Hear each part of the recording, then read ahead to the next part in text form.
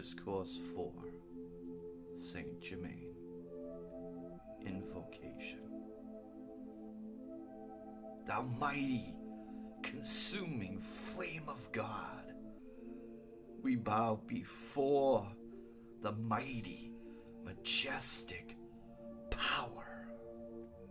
We rejoice in thy directing wisdom. We rejoice in thy presence in the heart of every one of God's messengers that go forth to direct his service and energy to the blessing of mankind.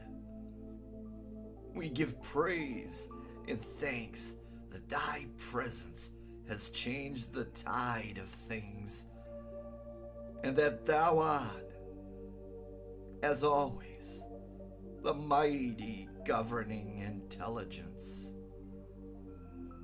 We give praise and thanks that thy consuming fire and thy creative activity dwelling in the heart of every one of us are ready to be loosened by the conscious desire into action. We give praise and thanks that thou art the consuming presence everywhere, that I am there, and I am here, and I am the power that makes all things clear. I am the majestic presence. I am the conquering power. I am thy mighty energy, thy consuming flame each hour. I bring greetings to you all from the heart of the creative fire. The Discourse. The creative fire that I am is the flame of God, his master presence anchored in the heart of every one of God's children. While in some it is but a spark, yet with the right touch, that spark can be fanned into a creative fire and consuming flame. This mighty presence, God, in its myriad activities, is the omnipresent activity that all may use without limit if they only will dismiss from their recognition the outer appearance, which is but an appearance, and take their attention away from that which has bound them through endless years. Today, the scepter of power and authority stands in the atmosphere before the single eye of every advancing student. At first, they may reach up mentally and take the scepter of authority, using it in this way, until before they are scarcely aware of it, they will find it tangible and visible in their use at times. It is no idle promise that those seeking the light may again receive this dominion. When we go through a footpath in the forest, we know we may return the same way if we wish. But we must make the decision. So after hundreds of years of search in the outer for power and authority, we find that anything that seems to be so is but shifting sand, and tomorrow it may be gone. By the rejoicing acceptance of your God dominion, you may step firmly upon the sure foundation of the rock of truth, which is God, from which no outer disturbance can ever shake you, once you know from actual experience. Students of truth wonder why they cannot hold a firm anchor in their decision to hold fast to the God presence, which is their dominion. They do not analyze their outer expression to see what is lurking there to cause disturbance, question, and doubt. But for those who will take authority, which is theirs, and probe deep into their motives, it will be so easy to pluck out the tares from the golden grain and soon be free from the disturbance that causes them to doubt themselves and the very presence of God, which beats their hearts. When students will be honest enough with themselves and their God, the I am presence, to pluck out by the roots anything that is causing disturbance within them and be able to feel the mighty light and radiance of the great God self.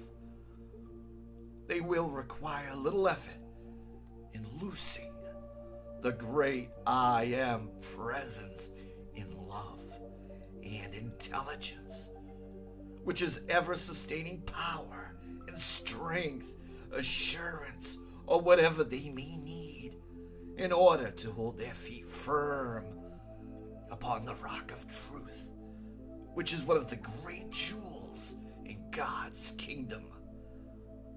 Its dazzling radiance will enfold them upon the slightest invitation. Oh, students of today, hold fast to this mighty presence which beats your hearts, whose life flows through your veins, whose energy flows through your mind. You have free will and can qualify and bless it to your perfection or imperfection. Always remember that through your failure to turn to this mighty presence, by which you find you have created inharmony and disorder, you must give yourselves ample time to gain the full recognition of this mighty power and give it full activity in your life. Do not become impatient because things do not work out as rapidly as you would like them to. They can only work according to the speed of your acceptance and the intensity of your feeling. The mighty energy that surges through your mind into your body is the pure electronic energy of God, the mighty I am presence. If your thought is joyously held upon your God self as the source of your being and life, that pure electronic energy continues to act unabated and uncontaminated by human discordant qualification.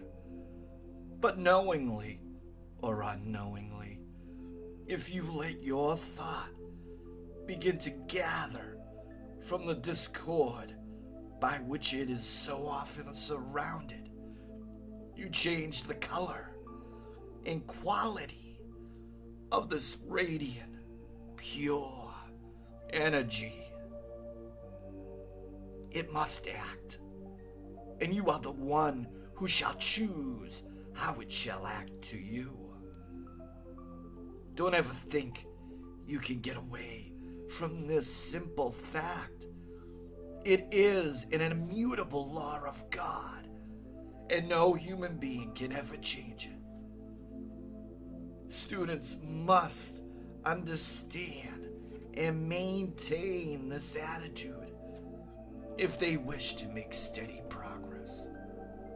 I tell you, beloved students, you may rage and doubt and fear and rebel all you please at self-correction, but it is the open door to your mighty illumination and freedom from all limitation in the outer world of activity.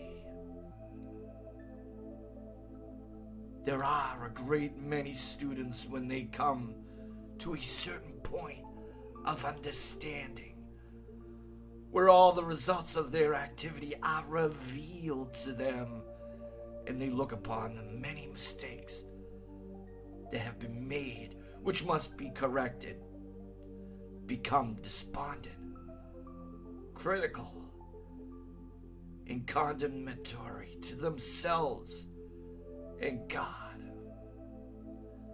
This is a great mistake again. Everything that is revealed to them in which they find they have been making a mistake should make them rejoice exceedingly that the things are revealed which need correcting, knowing that God is the power to think. Then they know they have the power to correct this and should joyfully set to work to do so. The power of God's life which beats their hearts is absolute proof that they have the intelligence and power of God within them, by which they may dissolve and consume all the mistakes and discordant creation that they have consciously or unconsciously drawn about them. They may say to this undesirable creation, I am the mighty, consuming flame that now and forever consumes all past and present mistakes, their cause and effect, and all undesirable creation for which my outer is responsible. It seems so strange that students seem to have such difficulty in fixing the anchorage and recognition of the limitless power they are wielding when they say, I am. When the intellect, which is the outer activity, knows this, then the students should intensify it with all their power by the intense feeling of the truth of this. Then they would find greatly added speed and power in their active use. I tell you, dear students, you have come to a time when you can use this power with great authority to free yourselves from the chains of limitation that have bound you so long. Set about it with joyous determination to put your house in order. If you are going to have a distinguished guest, I doubt not that you would spend days working earnestly, cleaning, washing, polishing, and preparing for this guest. How much more important it is to prepare for this great Prince of love and peace, the Prince of consuming fire that dwells within you and controls the element of fire. When one thinks of Oromasis, Prince of the fiery element, it is the flame of creative fire. Within that is calling to him for assistance in the quickening of this creative power, and brings results unimaginable. There has been no time in my memory when there was so much natural assistance at hand for the student of light, for his use as there is at this time, and the students should take advantage of this with joyous intensity.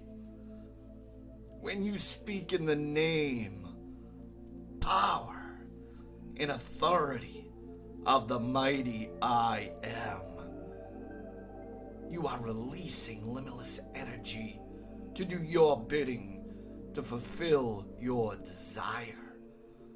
Why longer allow doubt and fear to beset you when I am the open door, which no man can shut, into the great opulence of God, waiting, surging to press forward, to heal, to bless, and to prosper you abundantly. Dare to be, to feel, to use this mighty authority, God in you. Beloved students, do you not realize that you can express perfection by taking your determined stand with sufficient intensity that I am, the mighty electronic energy flowing through, filling and renewing every cell of my mind and body right now? Do you not see with sufficient intensity of this, in a few minutes or hours, you could dispel any disturbing condition in the mind or body and allow that mighty, pure energy to do its work, uncolored, unaffected by any discordant element in your own thought? You can renew any nerve, any organ, and build any member of the body into its perfection almost immediately. Why not feel this, apply it, and as you begin to experience the remarkable results, your confidence will leap into its perfect activity, and your mind will have all confidence in this mighty presence and power and its omnipresent, limitless use. When there is a seeming lack of energy, take your determined, joyous stand. I am the mighty presence of this alert, radiant energy, surging through my mind and body, dismissing everything unlike itself. I take my stand in this alert, radiant energy and joy for all time. You can pass this pure energy through your mind and body as I would pass my hand down before you. At first, because you do not seem to feel any great magnetic electronic force pass over you, does not in any way indicate that you have not received this mighty energy which you have commanded with authority to flow through your mind and body. One may say the same thing to his affairs that may not be according to his desire for perfect expression. The student can stand and call forth the mighty presence of the I Am. Send it forth into his business and world. Command it to consume everything unlike itself and replace all with the mighty perfection of God, which I am. Command it to be self-sustained and cause that perfection to manifest his unceasing authority and power, and cleanse his world of every discordant thing, for I am the supreme authority, God action. One does not need to do this with any tension, or to the extent that he creates tension in the action of the body, but he can rise in the supremacy and dignity of the authority of God and cleanse everything needing it. In doing this, one need not speak in a loud voice, but in a very low, masterful tone. Stand in the room by yourself and declare, I am master of my world. I am the victorious intelligence governing it. I send forth into my world this mighty, radiant, intelligent energy of God. I command it to create all perfection, to draw to me the opulence of God made visible in my hands and use. I am no longer the babe of Christ, but the Master Presence grown to full stature. And I speak and command with authority. Thus, one may consume the mistakes and imperfection he may have created, and in the authority of the I am, recreate immediately the perfection he desires.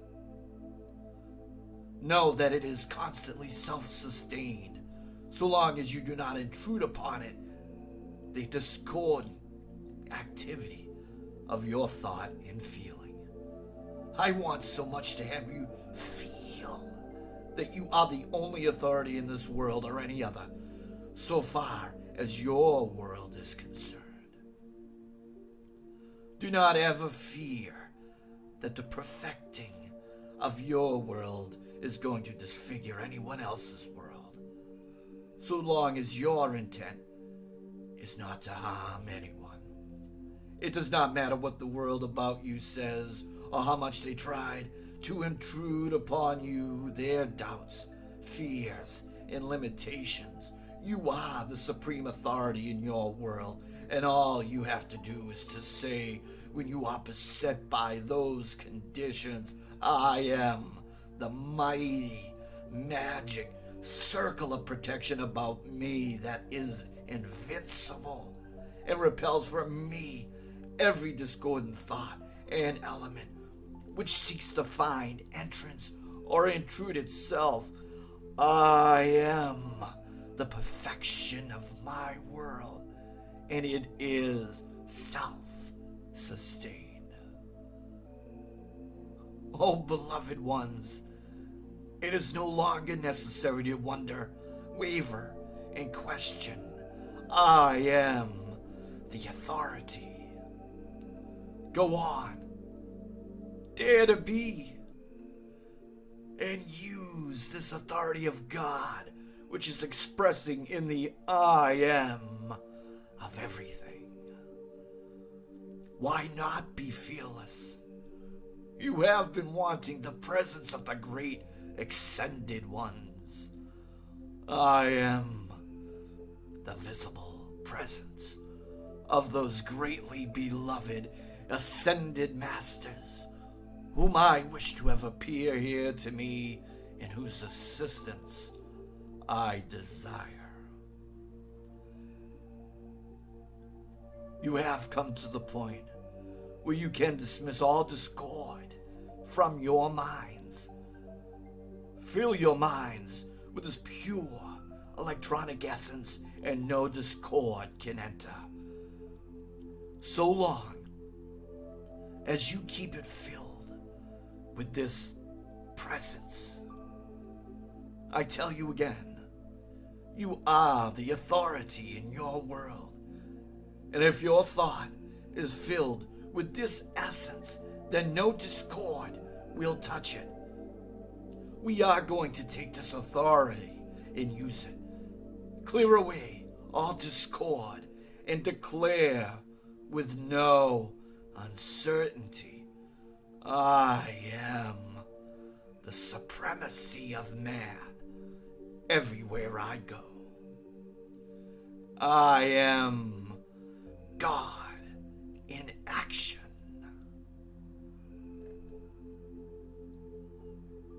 Benediction.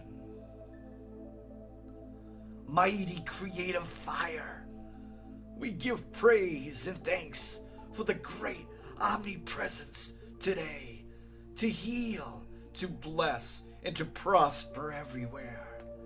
Enter to the hearts of mankind with thy creative presence and genius. Let the full divine justice of thy supremacy reign throughout the land in all official places. See that all authority is in the hands of thy trained and trusted messengers, that they may govern fully all governmental offices in America, and be ever divinely sustained, that America be healed, blessed, and forever prosper, that all sinister influence be consumed and forever repelled from within the borders of America.